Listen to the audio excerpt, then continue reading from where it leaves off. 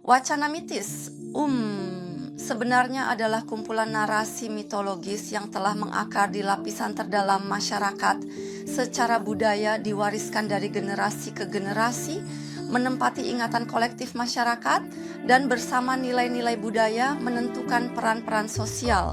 Seorang perempuan yang disempurnakan oleh seorang laki-laki melalui pernikahan atau dalam sebuah ritual keagamaan, para penganut atau pelaku ritual yang disempurnakan oleh Tuhan untuk mencapai pemenuhan diri, semuanya dipandang dalam konteks yang sama.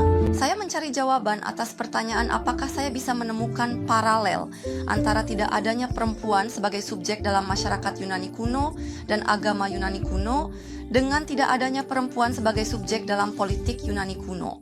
Salam dari Istanbul Okulu. Pemirsa, bahas subjektivitas perempuan antara teologi dan politik. Dosen Madya, dokter,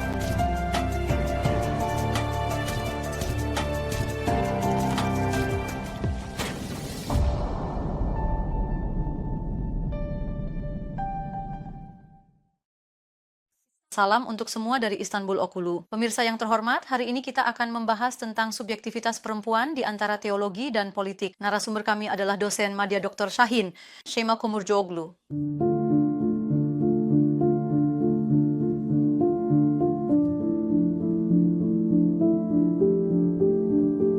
Selamat datang, Guru.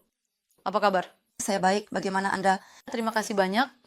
Bu dosen, Anda memiliki sebuah tulisan yang meraih juara kedua di Kongres Penelitian Perempuan Kadem yang ke-10.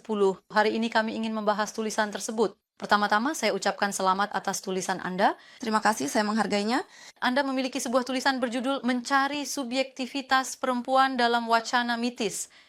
Kami ingin membahas hal ini dalam program kami hari ini. Pertama-tama, mari bahas wacana mitis. Bisa jelaskan apa itu wacana mitis, apa maksud subjektivitas di sini? Kita mulai dari sini jika setuju. Terima kasih. Pertama-tama, saya ingin kembali mengucapkan terima kasih karena telah memberi kesempatan untuk membahas tulisan ini secara lebih mendalam.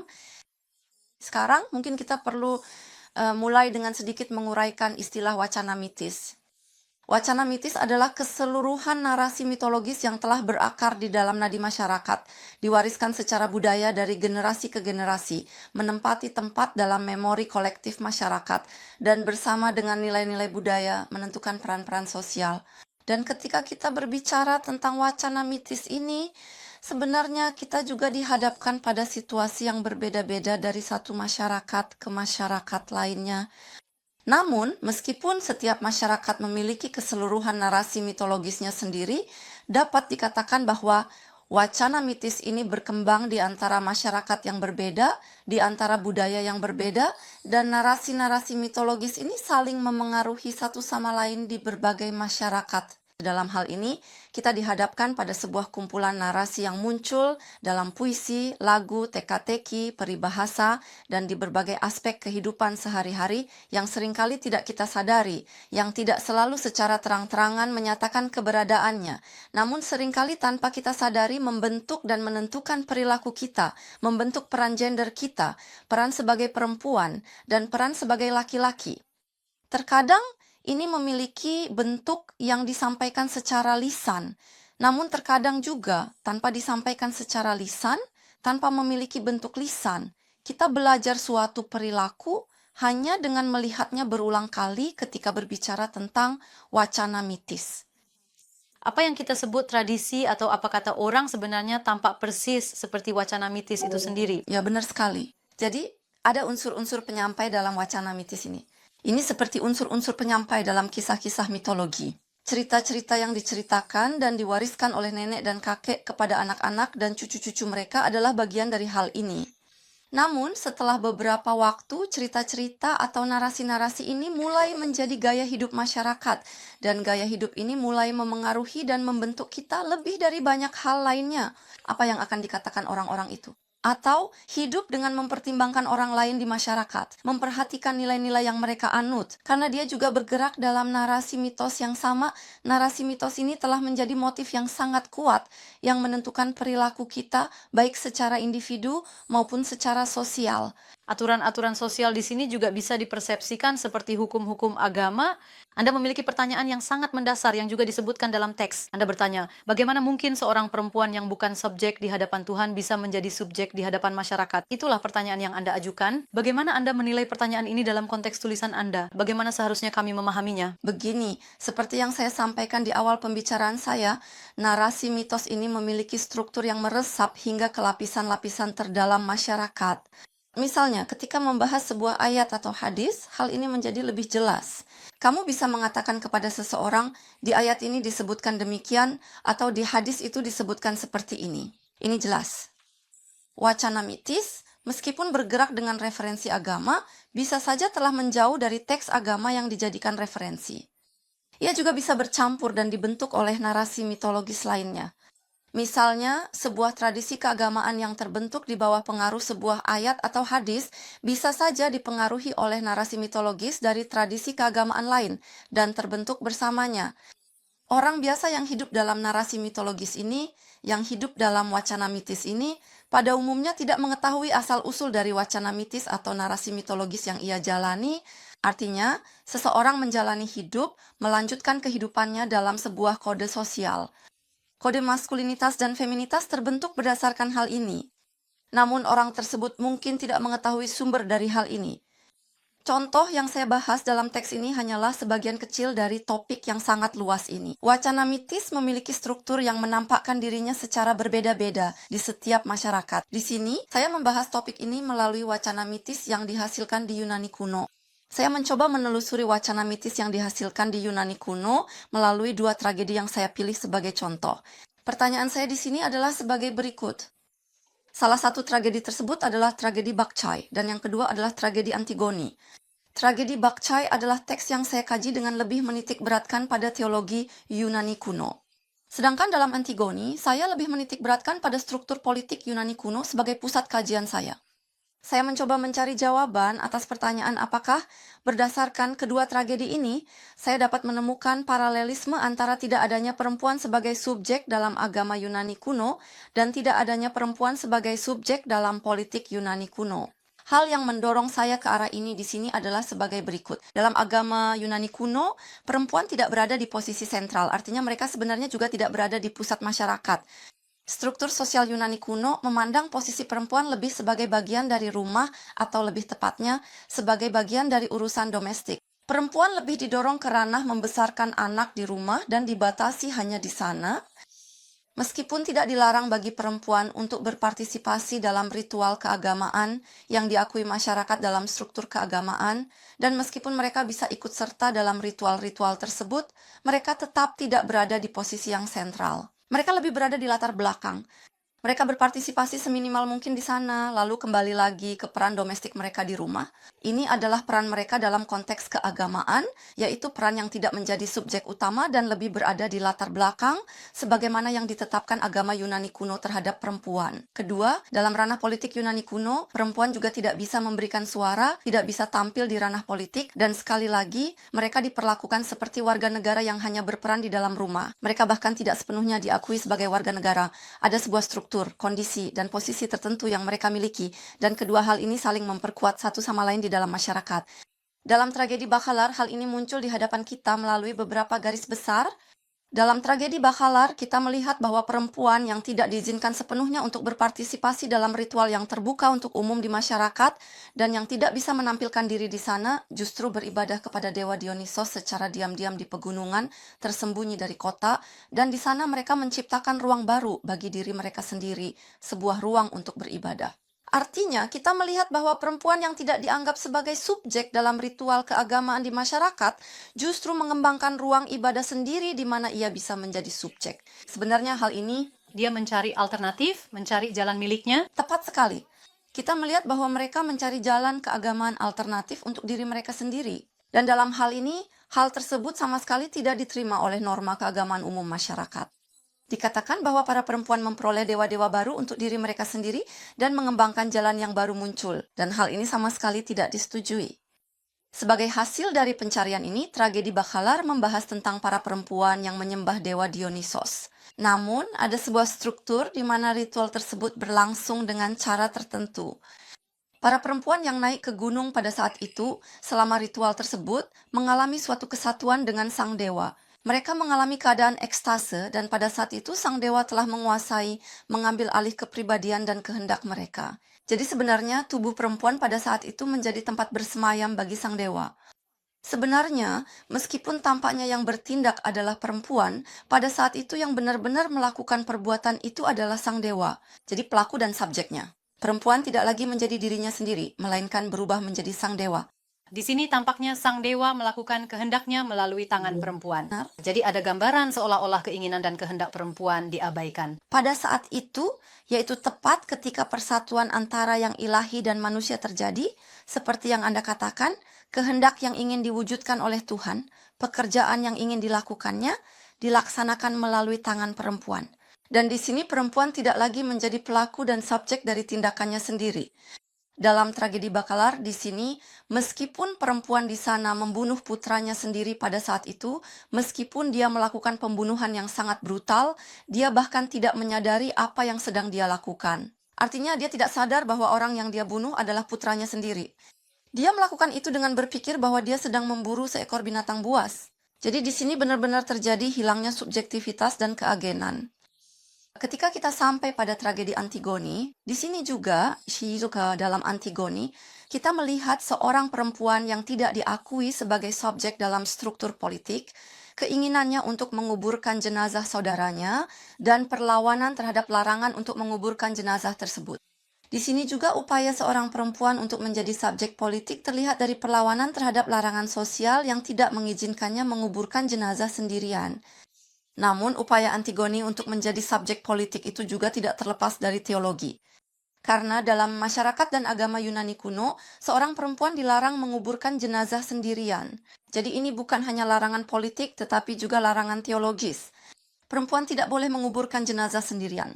Sebelum itu, maksudnya sebelum jenazah dikuburkan, para pria melakukan hal-hal yang harus dilakukan. Setelah itu, para kerabat perempuan mengambil alih jenazah. Seorang perempuan yang mengambil tugas ini sendirian, yaitu menjadi pelaku dalam proses penguburan jenazah, tampil sebagai subjek, baik secara teologis tidak mungkin dilakukan, maupun dalam struktur politik yang berkembang di bawah pengaruh teologi tersebut juga tidak memungkinkan. Memang, Antigoni yang mencoba melakukan hal ini pun akhirnya harus membayar mahal dengan nyawanya. Dalam situasi ini, kita dihadapkan pada sebuah kenyataan seperti ini.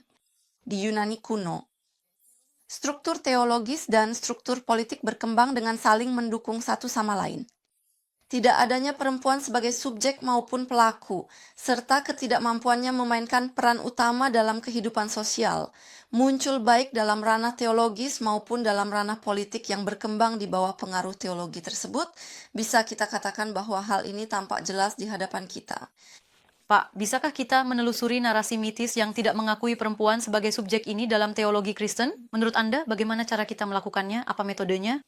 Tentu saja. Sebenarnya di sini ciri paling penting dari narasi mitis adalah kemampuannya untuk diwariskan dari generasi ke generasi, diteruskan dari satu angkatan ke angkatan berikutnya, dan akhirnya menempati posisi yang hampir tidak bisa dihapuskan dalam masyarakat. Dan karena itu, menelusuri hal ini dalam teologi Kristen, khususnya dalam teologi abad pertengahan dan interpretasi-interpretasi setelahnya, juga memungkinkan. Di sini mungkin kita bisa menyoroti hal ini secara khusus. Sebenarnya ini adalah poin yang sudah kita bicarakan sejak awal. Jika kita merangkum semuanya ke dalam satu kalimat inti, yaitu posisi manusia di hadapan Tuhan, Ya, atau misalnya posisi seorang perempuan di hadapan Tuhan. Di sini, kita perlu menyebutkan antropologi teologis sebagai sebuah disiplin yang menelaah hubungan antara manusia dan Tuhan, atau yang menentukan posisi manusia di hadapan Tuhan, dan di mana kita bisa membahas segala hal terkait topik ini. Antropologi teologis seperti yang baru saja saya sebutkan adalah sebuah disiplin yang mencakup segala hal yang berkaitan dengan posisi manusia di hadapan Tuhan. Ketika berbicara tentang teologi Barat dan Kristen, ada satu pernyataan yang sangat penting yang menjadi dasar dari antropologi teologis ini. Pernyataan itu adalah bahwa manusia diciptakan menurut gambar Tuhan. Artinya, Allah atau Tuhan menciptakan manusia menurut gambarnya sendiri. Di sini, antropologi teologis, khususnya antropologi teologis yang berpusat pada kekristenan Barat, yaitu struktur yang menempatkan, memposisikan, dan menentukan posisi manusia di hadapan Tuhan, berangkat dari pernyataan ini. Jadi, siapakah manusia itu? Manusia adalah makhluk yang diciptakan menurut gambar Tuhan. Apa hubungannya hal ini dengan topik kita? Hubungannya dengan topik kita adalah sebagai berikut. Nah, ketika dikatakan bahwa manusia diciptakan menurut gambar Tuhan, yang dimaksud dengan manusia di sini adalah laki-laki pertama. Artinya laki-laki diciptakan menurut gambar Tuhan. Lalu bagaimana dengan perempuan? Nah, ketika sampai pada perempuan, disitulah masalah mulai muncul, mulai timbul kerumitan. Dan perempuan, tidak seperti laki-laki, tidak dapat dipandang sebagai makhluk yang diciptakan menurut gambar Tuhan secara mandiri, atau dianggap sebagai makhluk yang kurang layak untuk menerima gambar tersebut. Atau, hanya ketika ia menikah dengan seorang laki-laki, ketika ia disempurnakan oleh seorang laki-laki, barulah ia mulai menjadi gambar Tuhan, meskipun tidak sepenuhnya.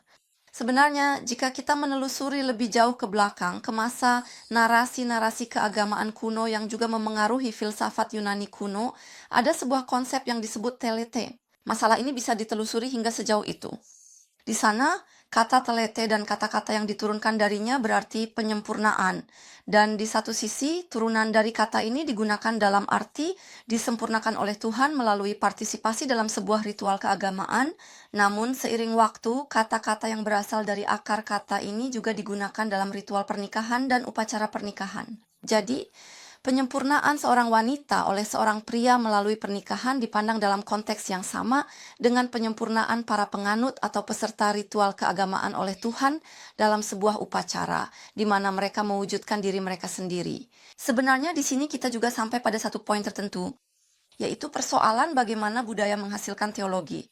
Jadi sebenarnya budaya memberi makan teologi dan teologi juga memberi makan budaya. Di sini kita bisa mengambil contoh Mevlit. Seperti yang Anda ketahui, Mevlit bukanlah sesuatu yang secara langsung bersumber dari ayat atau hadis, tetapi merupakan motif budaya yang berasal dari kecintaan kepada Nabi dan memiliki tempat yang sangat penting dalam kehidupan sosial kita. Secara budaya. Di sini kita menyaksikan bagaimana teologi menghasilkan sebuah budaya. Namun dalam beberapa kasus, budaya juga yang justru memberi asupan pada teologi.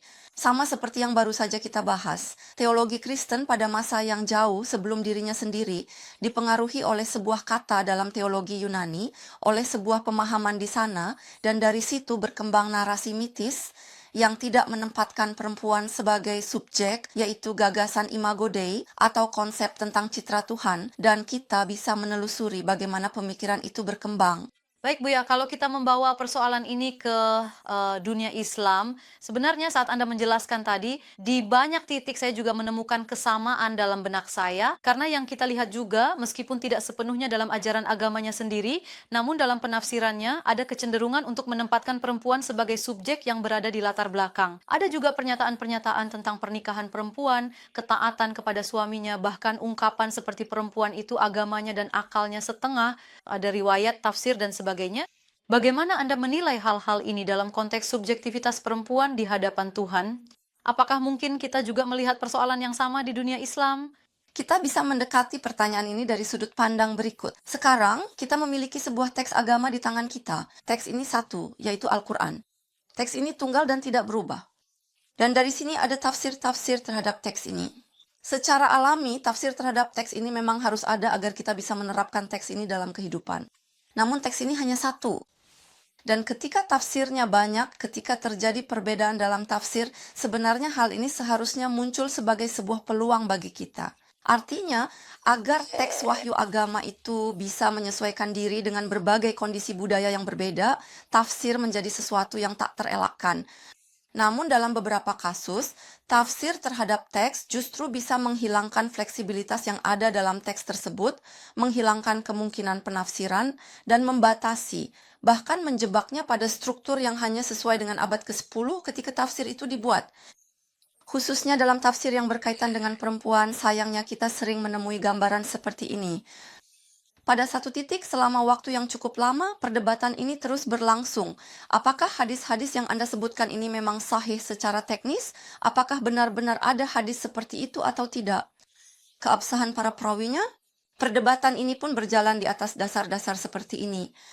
Namun yang muncul di hadapan kita adalah sesuatu yang sangat berbeda dari sekadar perdebatan yang berjalan di sini. Bahkan jika hadis itu sepenuhnya palsu, pada akhirnya ia bisa menjadi begitu berpengaruh, sehingga hadis palsu tersebut justru lebih berdampak di masyarakat dibandingkan hadis yang sahih. Atau tidak ada seorang pun yang peduli dengan kenyataan bahwa hadis itu palsu. Inilah yang kita hadapi. Kita juga melihat bahwa pendekatan yang membatasi peran perempuan dalam kehidupan sosial tidak hanya muncul dalam penafsiran ayat dan hadis saja. Bayangkanlah pawai Mehter. Ini mungkin akan menjadi contoh yang sangat berbeda. Itu lagu yang semua orang tahu, yang liriknya seperti layar akan dipotong, layar akan dipasang, yang telah digubah itu. Dan sebenarnya merupakan unsur yang sangat kuat secara sosial, memiliki kekuatan yang membawa perasaan masyarakat, dan juga telah berubah menjadi sebuah puisi dan mars. Ya, Di sini, pihak yang dituju dalam teks ini adalah seorang laki-laki. Jadi, kepada laki-laki ini diberikan peran sosial, yaitu peran seperti kamu berada di usia untuk menaklukkan Istanbul. Namun pada bait berikutnya, dengan mengatakan, "Nak, kamu juga berada di usia untuk melahirkan para penakluk." Baik secara sadar maupun tidak sadar, sangat jelas ada peran yang diberikan di sana. jadi dia juga harus tahu tugasnya yaitu melahirkan para penakluk. Nah, di sini sebenarnya ini adalah mitos. Ini benar-benar wacana mitis. Jadi tanpa sadar, dalam sebuah lagu yang Anda nyanyikan atau puisi yang Anda baca, ada sebuah struktur yang menentukan kode-kode dalam masyarakat kita. Sebenarnya di sini maksudnya adalah mari kita bersihkan diri dari semua peran gender ini. Mari kita benar-benar membebaskan perempuan dari peran yang diberikan kepadanya.